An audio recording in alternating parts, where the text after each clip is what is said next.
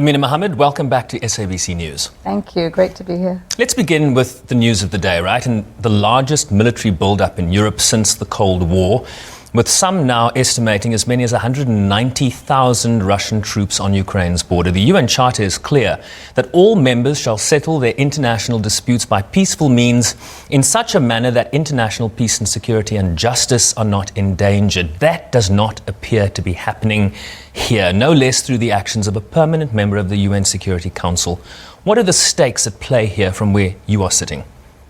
They're really high. I mean, it's about conflict. It's about another war. It's about loss of lives and people, mostly I would say women, in trouble. And we find this quite incredible. I don't think in the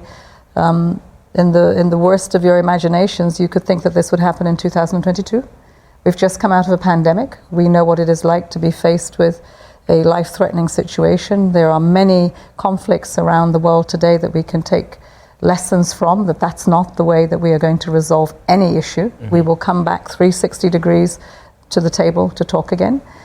So quite incredible that we find ourselves in a place like this, and that all the dialogue, all the engagement, all the diplomacy that is at work is looking as though it's failing, and we're just hoping against hope. I want to talk a bit about those failures. US Vice President Kamala Harris at the Munich Security Conference over the weekend said Europe faced its most perilous moment since World War II.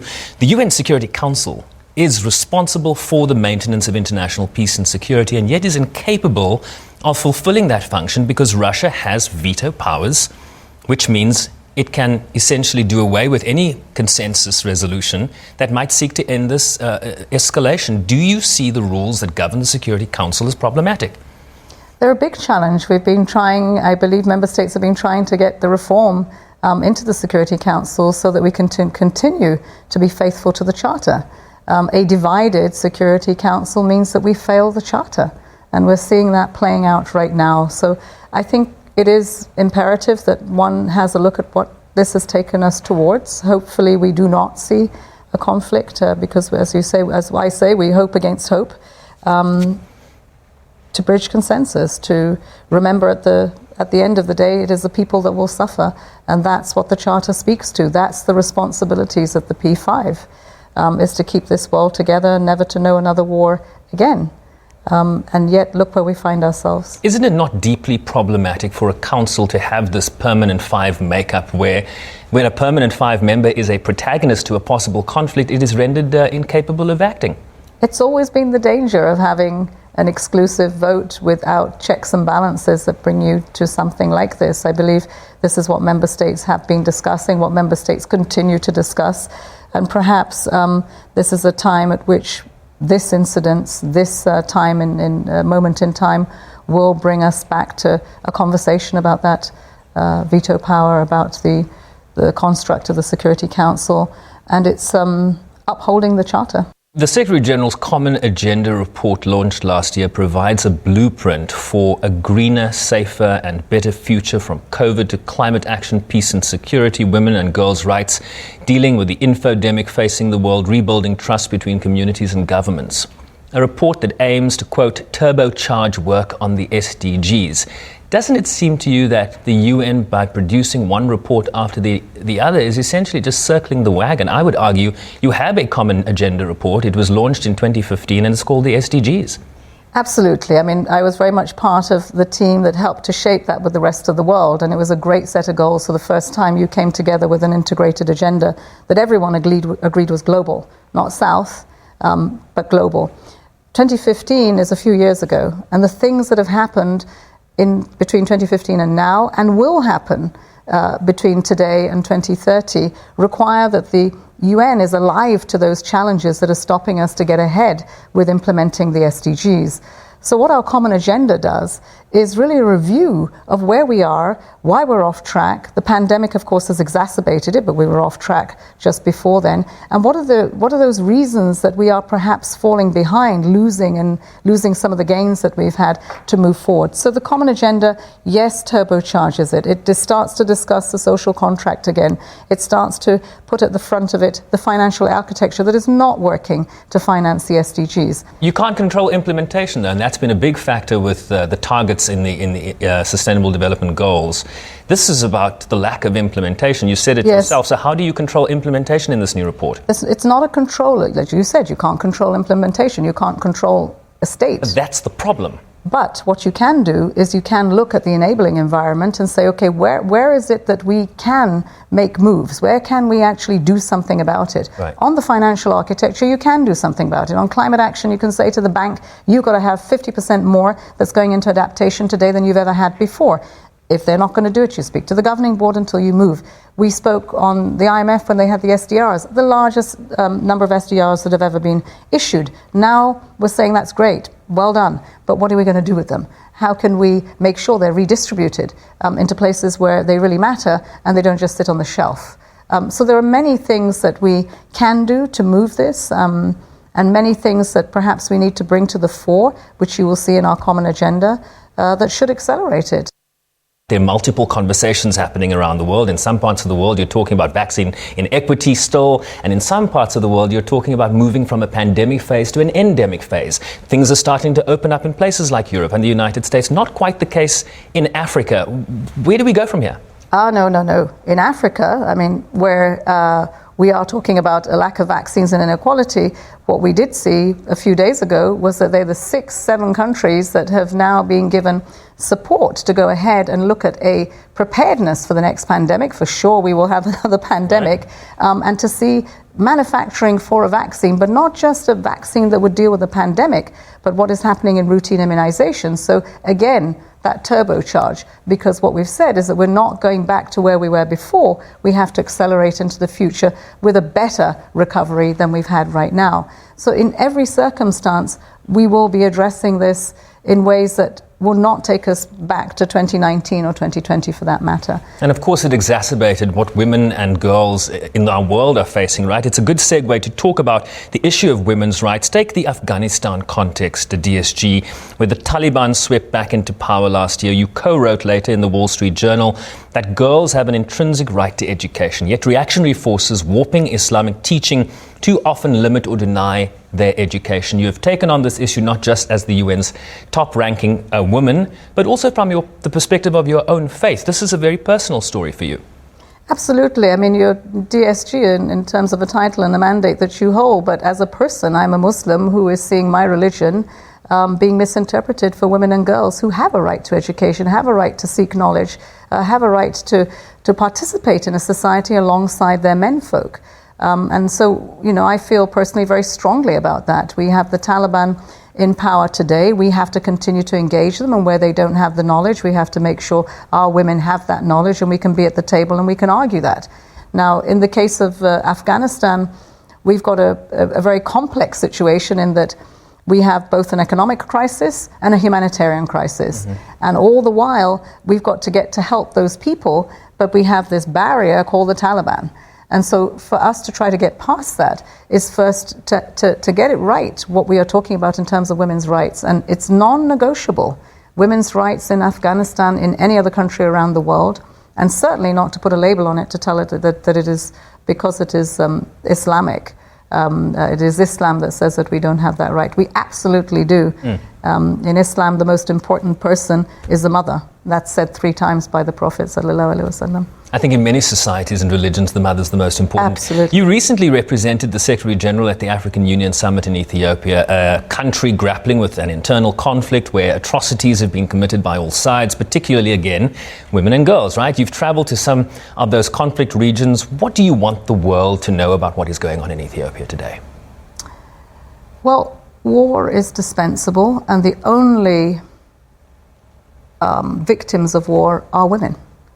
And I've said this over and over again, that they didn't ask for war, yet it is perpetuated on them. And when they come out of it, they are going to take the longest to heal, to be part of the society again, to recover, and will probably have the least investments.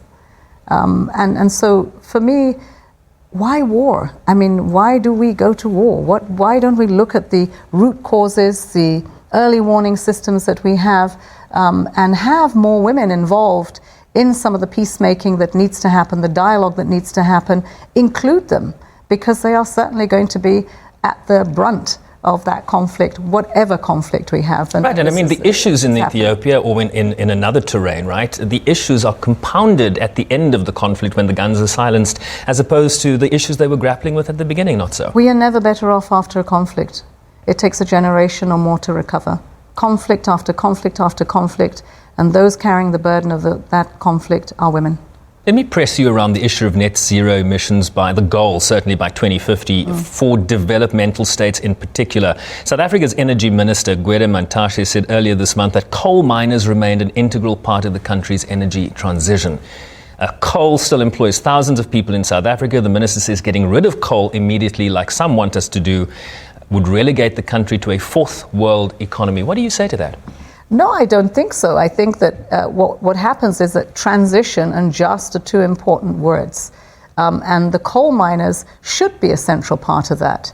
There is a reskilling to do. There is a new economy to be had. And it is a bright future, particularly for young people. What you have to do with climate action is make it an integral part of the whole. So this is not something you add on. This is not stuck in a silo. This is about jobs. It is about a new economy. Whether you're going to green your energy or your food systems, or that you're going to connect better with technology so that trade becomes also more accessible, and that we have proven that with a green economy there are more jobs to be had than with a brown one. So in short, the minister's wrong. I think so. Fair enough. Minister. One of the other major topics, DSG, at the AU summit was the rising number of coups we are seeing in Africa, West Africa in particular, of course, where you're from. You know this part of the world very well. On the one hand, you have the SDGs, the common agenda. On the other hand, you have societies that are fracturing, extremist, terrorist attacks increasing, corruption that is rife, militaries that are often celebrated once the unconstitutional change in power, as we saw in Burkina Faso, happens. The UN Security Council appears averse to sort of get in right when these things are happening. What do we do? I think we have to go back to the root causes of why these coups are happening. In the past, when a coup happened, it was clearly something that everyone ran indoors and waited to see what was happening out there, and very quickly you looked for a transition. I think communities and society were all of the opinion that the military was not the right way forward, and in many cases our democracies have evolved to relegate the army back to the barracks. To see coups being celebrated in West Africa ought to worry us in a way that we should never imagine, because it means that the breakdown of institutions, the trust in government and its leadership to be able to give people what they require, their basic services, their rights. So there are root causes to this. We need to go back to the institutions of democracy. We need to strengthen them. We need to make sure that those reasons that were prevailing at that time, a lack of governance, a lack of delivery of basic rights, are addressed. And I think we have an opportunity now, because ECOWAS and the African Union, the United Nations, are engaging with those who have committed the coups in transitions. I think it's important in those transitions back to democracy that we have tasks that lead us to strengthening the constitutions and the institutions to where people want to see their rights protected. I think it's very important to pay attention to that. You said in the Nelson Mandela lecture you delivered in 2017, quote, "Coming from northeast Nigeria, I know that terrorists are not born. They are shaped from an environment that excludes young people, decimates religious teachings and cultural beliefs, converting communities to an ideology of subjugation." 4 years and a bit later, have things improved? Certainly in the northeast of Nigeria, they have. We've had really good leadership that has been working with security, with communities, speaking to reintegration as quickly as possible. So as you gain ground, you put back in place systems of government and service and security. So it has. In northeast Nigeria and Maiduguri, we've seen huge improvements. However, what we've seen on the other side of the country is an emergence now of a different kind of conflict, where, again, natural resources have become the focus, and a lot of banditry has replaced what we've had in terms of terrorism in northeast to northwest. We are not out of the woods, because in surrounding, Nigeria is, of course, West Africa and the countries where terrorism is still a really big threat. There's a big threat from returned... West Africa, East Africa, the Horn of Africa. I mean, we could go on. We could go on, Europe. Mozambique, Southern Africa, SADC. I mean, this is global. Europe, Myanmar. I mean, it's a big problem. How much time do we have? Not much in the world today to get things right. But I do think the framing of the SDGs gives us an opportunity to get back on track. It is as relevant as it was in 2015. Our common agenda gives it that wind beneath our wings to get to places that we would otherwise probably not get to if we didn't put particular attention on it. So I'm very hopeful. I'm quite excited about what's in front of us. I think we have got more solutions than we have problems. We just have to deploy them. And a perfect plug for Elton John's lyrics, right? I think you are the eldest of 5 daughters, later a mother of 6 children, a growing nursery of grandchildren. I'm not sure what the count is right now. 3. 3 so far. A former special advisor to the UNSG, a government minister in Nigeria, deputy UN Secretary-General, chair of the UN Sustainable Development Group. Now in a second 5-year term, a job that pulls you in one direction to another.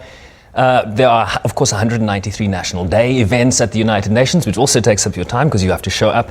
What's on your playlist? What's on your Netflix queue? What do you do to get away from it all and relax? Star Trek, chocolate, stuff like that. No, I mean, on a very serious note, I think for me it's constantly keeping in touch with people at home. But when I say at home, it's not just my family, it's the people in my village, it's the people across the country, just to remind me why I'm doing what I'm doing, to keep my day and my opportunity to speak to powers very much alive and connected to the real issues on the ground. DSG, thank you as always for making time for us. We appreciate it. Thanks. Amina Mohammed is the 5th Deputy Secretary-General of the United Nations, beginning her 2nd term along with Secretary-General Antonio Guterres, January 1st, 2022.